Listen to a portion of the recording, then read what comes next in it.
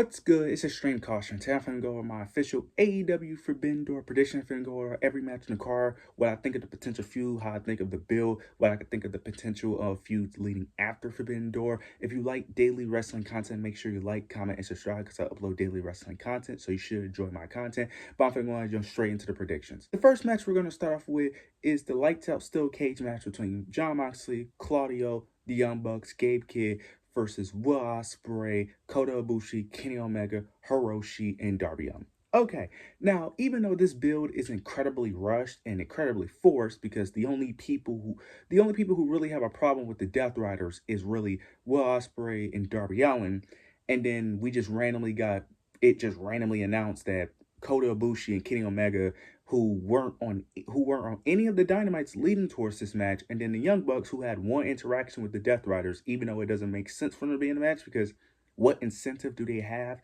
to be in this match? Like, why would they want to be in a lights out steel cage match? But sure. But anyways, the story they've been telling here is basically Will Ospreay and Darby Allin got taken out by the Death Riders, and they want revenge. That's literally the story here. And now we have this match, which I'm assuming the babyfaces are going to stand tall because it just doesn't make sense for the Death Riders to win this feud. It doesn't really make sense for them to continue this feud afterwards. Anyway, the babyfaces get the revenge. Well, Darby and Will Ospreay get the revenge because everyone else is just helping for whatever reason. But they get the revenge, and that's really it. And then Will Ospreay can get surgery for his injuries and recover, or he may just stay on Dynamite and continue to fight through injuries. Who knows? But either way, I just want this to end because I really don't care, because the Death Riders have no real interest without the World Championship. So we'll see how this plays out. But I have the babyfaces picking up the victory because I just don't see a reason why the Death Riders should win this feud. But I have the babyfaces picking up the victory. Now we get the AEW World Tag Team Championship match, triple threat tag team match between FTR, Bro Dito, and the Hurt Syndicate. Now, this match ended up becoming official. It was a tournament to see who become the #1 contenders. On the recent episode of Dynamite, it was the finals between FTR and Bro Dito, which led to a 30-minute draw, which is very questionable, I'll say the least. So now we get this triple threat match, which I still am a bit frustrated about with how we got here, because if you wanted this triple threat match, all you had to do was just have these three interact in a feud. The Hurt Syndicate could have just came out and just be like, look, you guys want a #1 contender, you guys want to be #1 contenders, you two fight it out, and then have them lead to a draw instead of having a tournament for it. But we're here. This seems like a very predictable outcome. I think it's very predictable. Either two things are going to happen. Either way, the Hurt Syndicate is losing these tag titles. Either the Hurt Syndicate lose by MJF costing them the AEW World Tag Team titles due to them kicking him out of the Hurt Syndicate, or you have FTR just win because it's a triple threat match and they just pin Bro Dito. Either way, Brody King and Bandito are getting pinned, because there's no reason to make this a triple threat if you're not going to have one of them take the pin. That's just how I see it. I just don't see a world where the Hurt Syndicate are getting pinned. I could be completely wrong. I actually hope I'm wrong. But I don't see a world where they don't have FTR win this, because you easily could have FTR win, then they face Adam and Christian at All Out. Like, I think that's the play they're going to do it. They're going to have Adam and Christian team up all the way to All Out, have them become AEW World Tag Team Champions, so they get that big pop against FTR.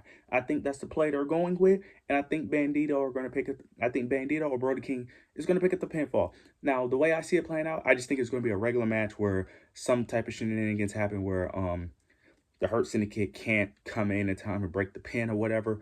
Or you can have MJF cost them the title to protect them, but I think they're already going to be protected with Bandito or Brody King take the pinfall. But I have FTR becoming your new AEW World Tag Team Champions.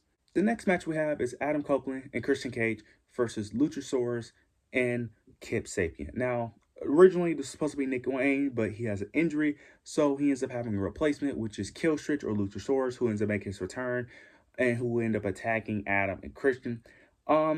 I don't really have much interest in this match, mainly due to the build, and plus since I never been interested in a tag match between, Christian and his faction. I always felt like it should have always been a singles match and not a tag team thing. But the deal is Christian and Cope are just going to help each other solve each other's issues while they're teaming. Adam is helping him solve his former patriarchy issue, and then Christian is going to help him solve his FTR issue. Adam and Christian are clearly going to win this match. They're not losing their first match reuniting. That's just not going to happen, especially to kill switch and Kip Sabian of all people. They're going to win this match, build some momentum, ride this wave all the way to All Out, where they're probably going to face FTR for those AEW World Tag Team titles and most likely win those AEW Tag Team titles. Don't really need to really go that much in depth here. We'll see if they continue this whole Christian Cage and Nick Wayne storyline, because they still, in my opinion, need a one-on-one match. That's just me personally. I still think Nick Wayne and Christian need a one-on-one match to really finish that feud, especially because that was his former son, and you spent so much time with that faction. I still think they need to properly end that feud with a Nick Wayne Christian Cage match with Nick Wayne going over. We'll see if that feud continues, but I think the end goal ultimately is for Adam and Christian to become AEW World Tag Team Championship at All Out. But I have Christian Cage and Adam Copeland winning this match. Now we get Swerve Strickland versus Okada for the Unified Championship. I honestly do not care about this match, which is very weird, because I care about damn near every Swerve Strickland match. Swerve Strickland is one of my favorite wrestlers of all time, but this build has been trash. This build makes no sense, and it's just been terrible. The build is literally Okada was mad at Swerve for beating the Young Bucks for taking their, EVP, their EVP label, but he's not going after Will Ospreay, which also doesn't make sense because it was a tag match, so he should be going after Will Ospreay as well, but he's only going after Swerve. And then the whole build has basically just been Okada calling Swerve a bitch. That's literally it. Okada is winning. He has Don Callis, and we all know the Don Callis family have like half of AEW's roster and a part of their family. So we already know how this is going to play out. There's going to be shenanigans, interferences. Swerve Strickland is going to lose. Not even going to go that much in depth on this, to be honest with you, because Swerve shouldn't be a part of this trash, lame feud. He should be a part of bigger things. He should be in the AEW World Title picture. He should easily, to be honest, you probably could just turn him heel, to be honest. Turn him heel, have him go after Hangman, or eventually, when Will Ospreay go after that title, have him turn him. But he should be a part of something bigger, more important than the Unified Championship and Okada. We'll see how this plays out, but Okada is easily retaining that championship. Now we get Toni Storm versus Athena for the AEW Women's World Title. Athena cashed in her AEW contract, Casino Gauntlet contract. Okay. I think this is such an obvious answer where Toni Storm is going to retain. I just don't see a world where Athena wins. The way they have built up Athena has been little to no effort at all. They have barely even tried with her. And then they haven't really built her as a dominant force either on Dynamite. Every match she has had on Dynamite has been mainly a tag match. They haven't really had her any singles competition to really build her up. And she's still the Ring of Honor World Champion, if I'm not mistaken. So I don't see why she would be well, to be fair, they have Mercedes holding like 10 belts. Who knows? Maybe they're fine with, they had wrestlers hold 2 belts before. But I just don't see a reason why you have her on Ring of Honor and as your AEW World Champion. I just don't see a world where they take the title off Toni Storm. I just don't, because I've been saying this for months now.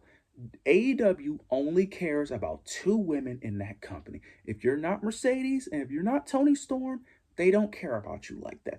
And until I see otherwise, I'm going to continue to think that. So until Toni Storm and Mercedes actually lose to other wrestlers outside of each other and actually put other talent over, I'm not believing it until I see it. So Toni Storm is going to win. Athena's cash in, well, her contract is going to be a complete waste, and she's going to be back on Ring of Honor after this match. So we'll see how this match plays out, but Toni Storm is retaining her AEW World Championship. Then we're going to get to the main event, Hangman versus MJF.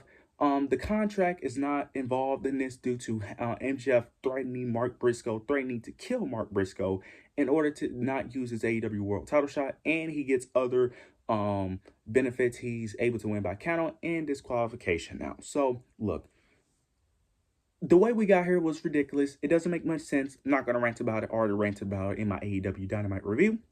Hangman is obviously winning. It doesn't make sense for MJF to win based off the story and based off just him recently winning it with the whole Death Rider stuff. Now, my issue is with MJF losing, this makes him look like a moron and makes him look like a loser because he has all the advantages in the world and he's probably still going to lose this match.